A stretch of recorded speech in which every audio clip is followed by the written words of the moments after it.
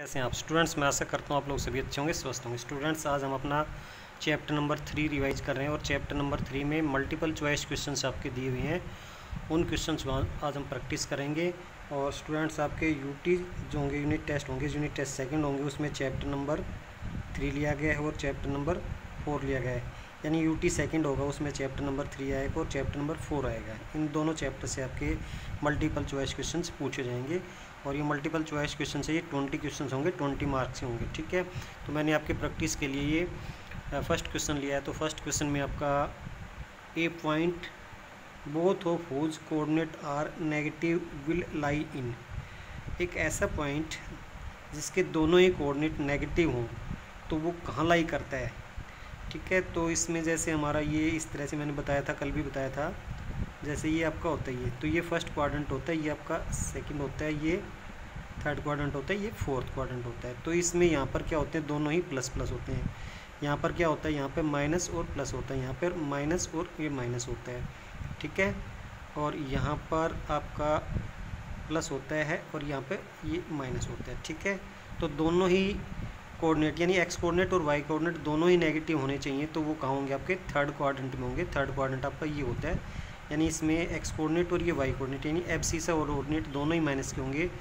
तो कोई भी पॉइंट जिसके दोनों कोऑर्डिनेट नेगेटिव हों तो वो कहाँ लाई करेगा, वो आपका थर्ड क्वाड्रेंट में लाई करेगा।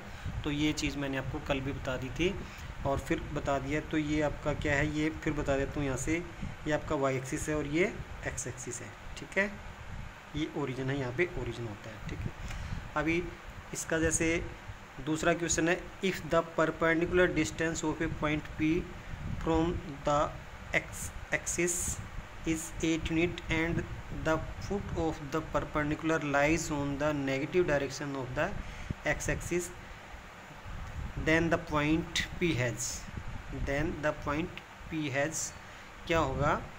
तो ये जो पी है वो पॉइंट किस तरह का होगा, ये आपको बताना है। ठीक है, तो इसमें हमारा जो देख लेते हैं, यहाँ पे एक बार बना लेते हैं। इसमें छोटा सा ये, इसमें यहाँ से ये हो गया।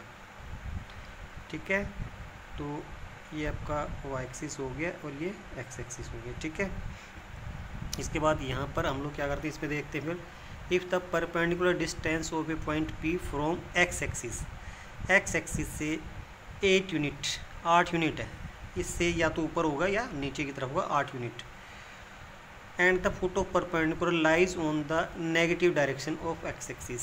ठीक है, तो परपेंडिकुलर जो इसके नेगेटिव डायरेक्शन में, ये यहाँ पे इस साइड में होगा नेगेटिव डायरेक्शन में, यहाँ पे मान लिया इस तरह से उसका फुट है और वो 8 यूनिट है इससे, तो नेगेटिव डायरेक्शन में है तो 8 यूनिट वो इधर भी हो सकता है और वो इधर भी हो सकता है। ठीक है, तो यहाँ पर फिर उसके बाद कह रहा है कि lies on the negative direction of x axis, then the point P has. तो पी पॉइंट है, उसमें क्या होगा, उसका वाई कोऑर्डिनेट क्या क्या होगा, उसका वाई कोऑर्डिनेट क्या क्या हो सकता है। उसका वाई कोऑर्डिनेट यहाँ से वो 8 भी हो सकता है, प्लस का और माइनस का 8 भी हो सकता है, क्योंकि वो जो एक्स एक्सिस है उसकी नेगेटिव डायरेक्शन में उसका फुट है और एक्स एक्सिस से वो 8 यूनिट दूर है। तो वो पॉइंट आपका पी पॉइंट यहाँ भी हो सकता है और यहाँ भी हो सकता है। तो ये इधर चलेगा तो प्लस का 8 जाएगा और यहाँ जाएगा तो माइनस का 8 जाएगा। तो ये दोनों ही ऑप्शन आपके सही रहेंगे। तो ऑप्शन डी है वो आपका करेक्ट ऑप्शन हो जाएगा। इस तरह से आप लोगों को ये क्वेश्चन कर लेना है। ठीक है, अभी स्टूडेंट्स हम लोग अपना थर्ड क्वेश्चन देख लेते हैं। तो थर्ड क्वेश्चन में क्या है, the perpendicular distance of the point P from the y axis is. तो यहाँ पे छोटा सा मैं इसमें कार्टेशियन प्लेन बना लेता हूँ। यहाँ से ये बनाया मैंने और यहाँ से ये बना लिया। ठीक है, अब यहाँ से इसमें छोटा सा ये 3 और 4 है, तो 1 2 ये 3 हो गया, 4 हो गया। इधर ये 1 2 3 और 4, इसमें भी 1 2 3 4, यहाँ भी 1 2 3 4, ये 1 हो गया, 2 हो गया, 3 हो गया, 4 हो गया। यहाँ पे 1 2 3 4, इसमें -1 -2 -3 और -4, यहाँ पे -1 -2 -3 और ये -4। इस तरह से हम लोग ये कर सकते हैं। तो स्टूडेंट्स, इसमें क्या करना होगा यहाँ से अब हम क्या देखते हैं, यहाँ से ये पॉइंट पी है, तो पी पॉइंट को हम डिनोट करते हैं। तो पी पॉइंट यानी पहले हम कहाँ जाते हैं, एक्स एक्सिस पे जाते हैं। तो एक्स एक्सिस पे ये 3 हो गया यहाँ से, और फिर जाते हैं वाई एक्सिस पे। ठीक है, वाई एक्सिस के ऊपर 4 पे जाना है तो 4 ऊपर की तरफ जाएगा, तो यहाँ से ये वाला पॉइंट यहाँ से चला जाएगा, ये यहाँ से। तो ये पॉइंट P कहाँ होगा, ये पॉइंट P होगा आपका 3 और ये 4 यहाँ पे लाई करेगा ये पॉइंट, ठीक है, फ्रॉम, ठीक है। तो हमने इसको यहाँ पे लाई कर दिया है। उसके बाद हम लोग क्या करते हैं यहाँ से, इसमें the perpendicular distance of the point from the y axis. तो वाई एक्सिस जो वाई एक्सिस है ये वाई एक्सिस है, तो इससे इस पॉइंट की परपेंडिकुलर डिस्टेंस है वो कितनी होगी, ये होगी। तो ये कितनी है आपकी, ये आपकी थ्री यूनिट है। क्यों, ये कैसे पता चलेगा, ये कितनी होगी, ये इतनी होगी जितनी ये है। तो ये आपकी कितनी यूनिट है, 3 यूनिट है। तो ये 3 यूनिट है, तो यहाँ से यहाँ तक भी 3 यूनिट होगी।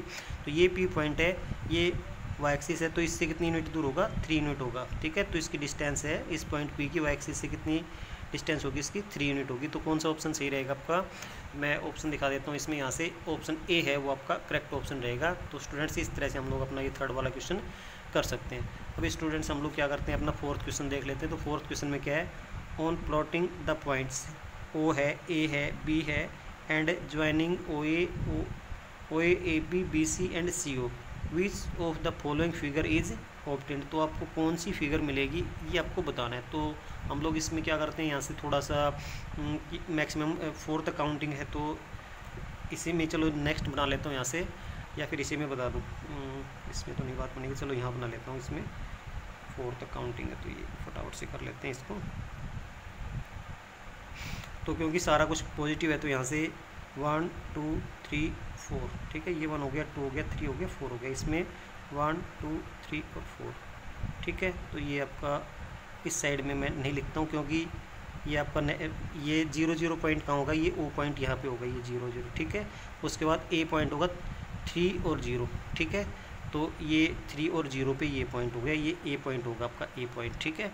उसके बाद B पॉइंट होगा 3 और 4, तो 3 तो ये है और 4 यहाँ पे, ये जैसे 1 2 3 4, ठीक है। तो 3 और 4 यहाँ से यूँ चला जाएगा, ये आपका यहाँ पे ये B पॉइंट हो जाएगा, B पॉइंट पे 3 और 4, ठीक है।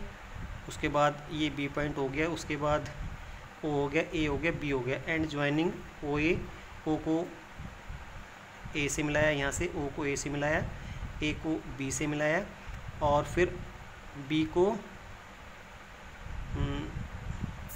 स्टूडेंट्स यहाँ पे एक पॉइंट रह गया, इसमें C पॉइंट और लिखना था, इसमें 0 4, क्योंकि ये पॉइंट बुक में प्रिंट नहीं हो रहा था, तो यहाँ पे इसमें पॉइंट रह गया था ये, क्योंकि बुक में प्रिंट नहीं है। तो ये मैंने अभी देखा है, तो इसको यहाँ पे देख लेते हैं। तो ये C पॉइंट आपका यहाँ हो गया 0 4 पे, ठीक है। ये आपका C पॉइंट हो गया। तो O को A से मिलाया, A को B से, B को C से मिलाया, C को O से मिला दिया। तो ये आपका क्या बन गया यहाँ से, तो ये कौन सी फिगर बनेगी, क्योंकि इसमें ये आपकी 3 यूनिट है और यहाँ से ये कितनी यूनिट, 4 यूनिट, और सारे एंगल ये 90 का, ये भी 90 का, ये भी 90 का, ये भी 90।